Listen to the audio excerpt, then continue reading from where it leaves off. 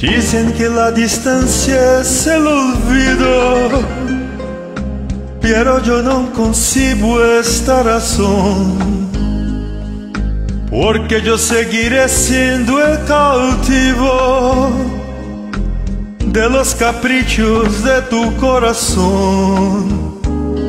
Supiste esclarecer mis pensamientos, me diste la verdad que yo soñé, ahuyentaste de mí los sufrimientos en la primera noche que te amé.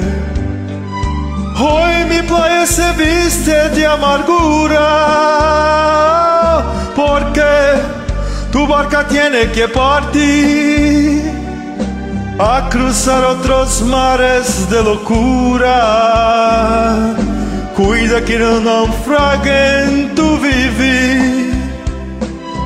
Cuando la luz del sol te esté apagando y te sientas cansada de vagar, piensa que yo por ti estaré esperando hasta que tú decidas regresar.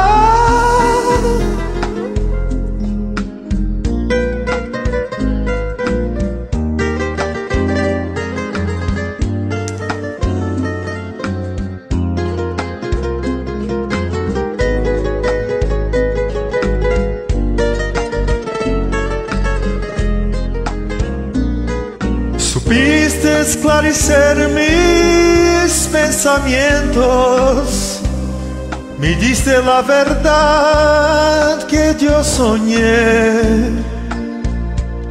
ahuyentaste de mí los sufrimientos en la primera noche que te amé.